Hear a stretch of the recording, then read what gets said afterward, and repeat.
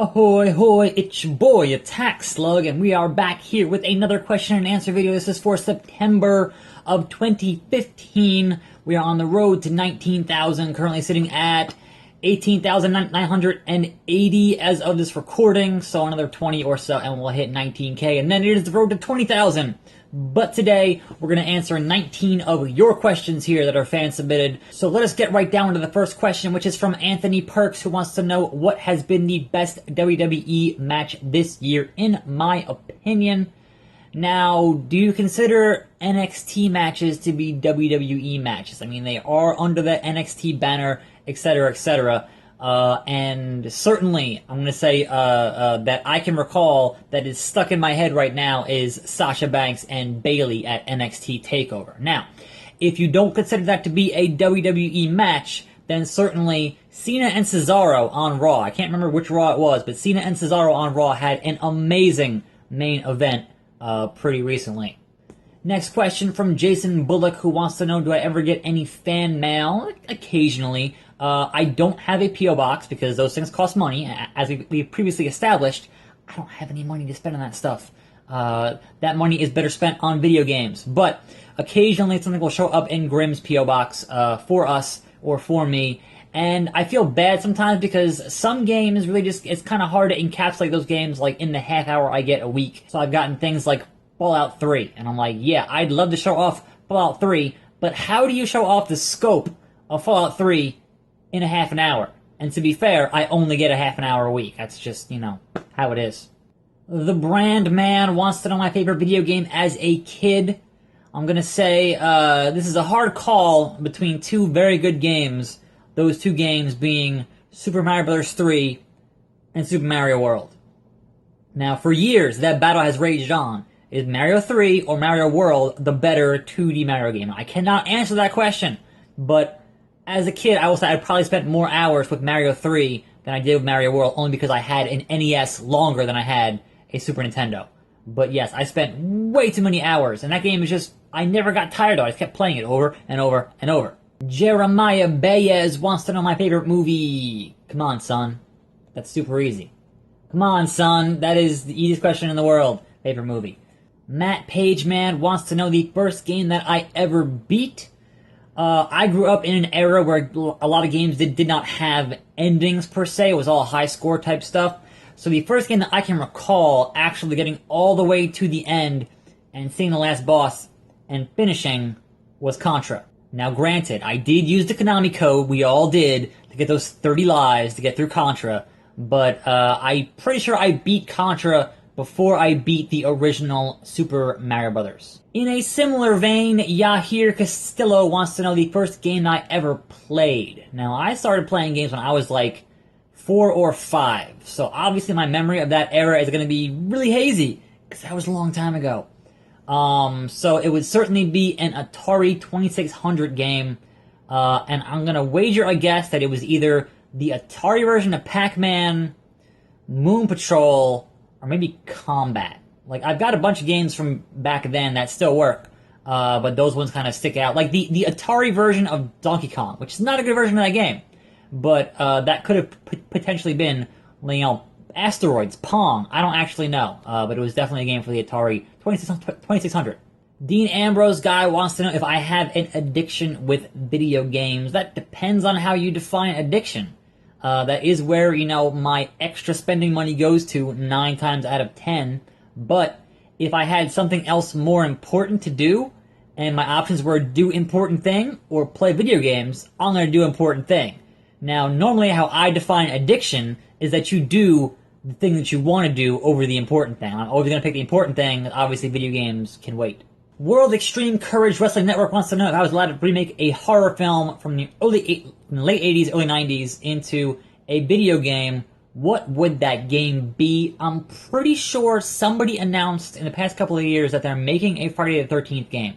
I haven't heard anything in a long time, but if they aren't, if that falls through, I think if you did a Friday the 13th game in the vein of Alien Isolation or Amnesia, like that kind of just having a singular enemy, obviously that'd be Jason, hunting you through the whole game, perhaps don't make it as long as Isolation 1 is that kind of overstate its welcome, like kind of make it more like Outlast, like, 4 to 6 hours. That can be pretty good. But in the same vein, you could do like, a Halloween or a Cujo, if you have a singular evil entity that is hunting you down for the whole game, that certainly can be done, and done well, as proven by Alien Isolation. Francisco Yo wants to know, what do I think of the storyline of the Alliance and WWF in 2001? I believe he's referring to the invasion angle that was most famously botched.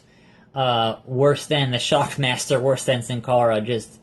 It was just, no. They didn't have the guys they needed to have, because the guys they needed to have were all sitting on their guaranteed contracts.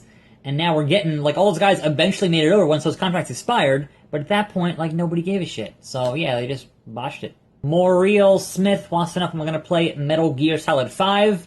I have not played 1 through 4 or Peace Walker, so I'm not really invested in the story, so probably not.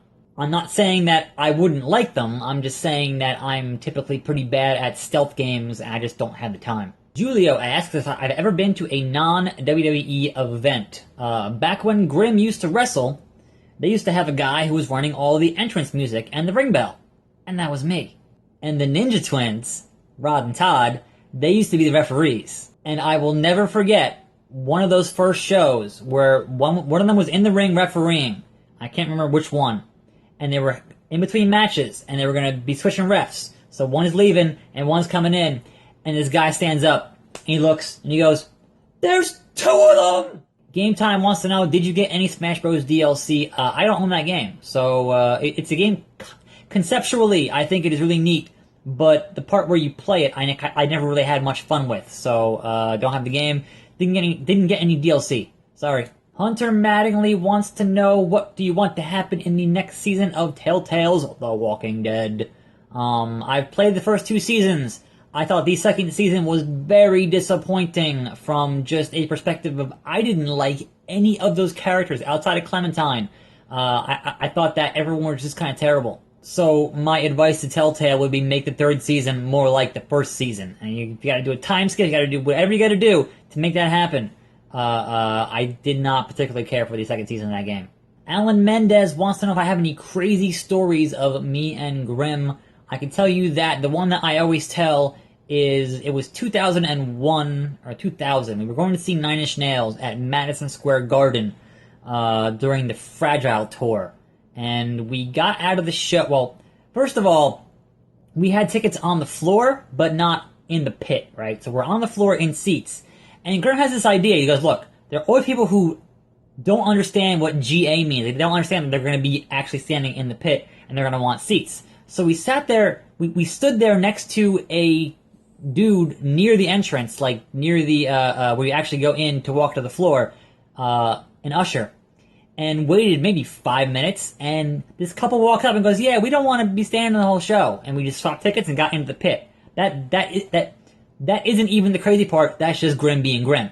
But show gets out, it's like 11:30, midnight. And we had a friend going to college in New York, in the Bronx. Like, keep in mind, we're at Madison Square Garden. That is a ways away from the Bronx, even by subway. We didn't know that. So, 45 minutes on the subway to get to this area. It is like 1:30 in the morning. We're coming out of the subway station in like the middle of the Bronx, trying to hail a cab.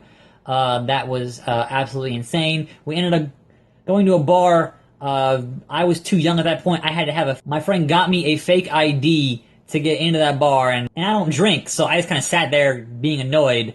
We got out of there. Our friend wanted us to sleep on the floor of his apartment where he was at in the Bronx. We had to be awake before the college guy, the RA, came by in the morning. We're like, no, fuck that. Got back on the subway, spent the whole subway ride back dealing with Grimm, who wanted to pee on the subway so bad. At that point, it was like 3, 4 in the morning, and he obviously had some beers.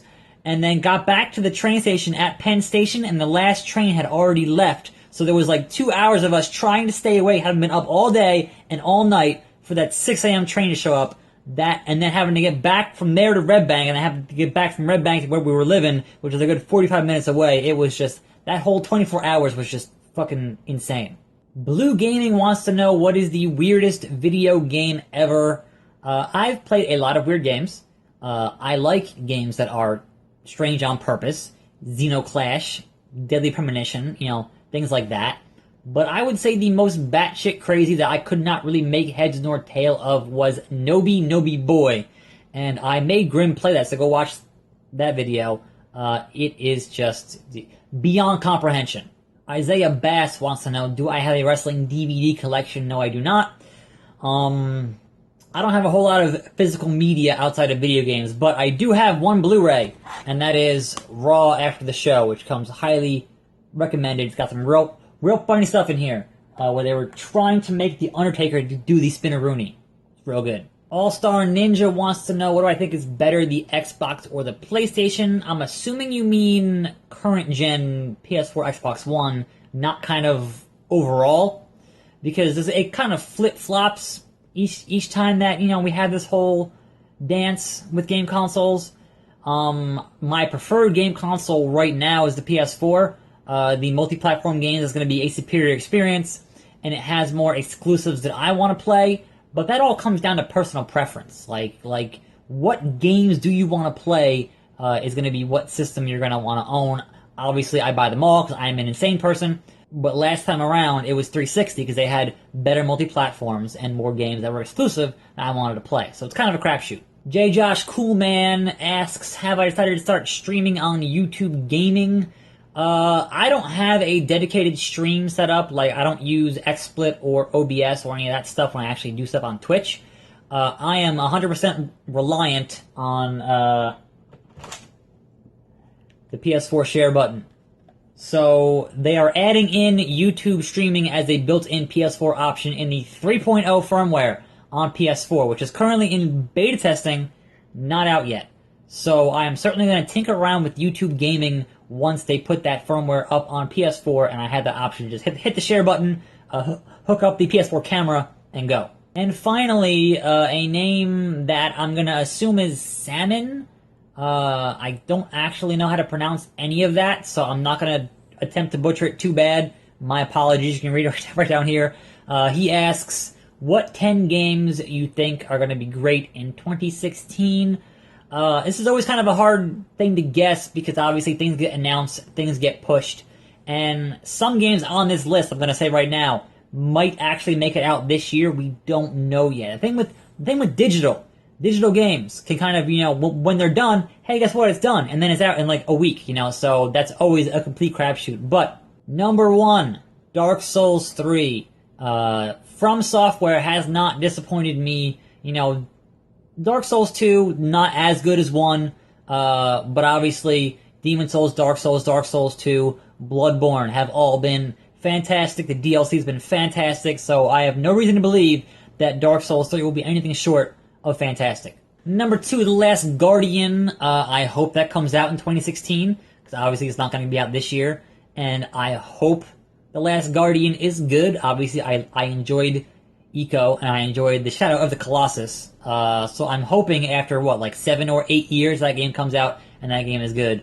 But, man, it's been a fucking long time. Number 3, Legend of Zelda for the Wii U. I hope this is still a Wii U game and not an NX game. Please still be a Wii U game, or don't be like a cross-gen thing like Twilight Princess was. But that should hit next year, hopefully. Holiday.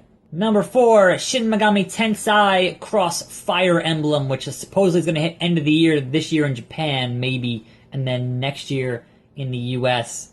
And honestly, of the footage I've seen, that game was not what I expected it to be, but both Atlus and Nintendo make really good stuff, so I'm hoping that a collaboration is going to be really good.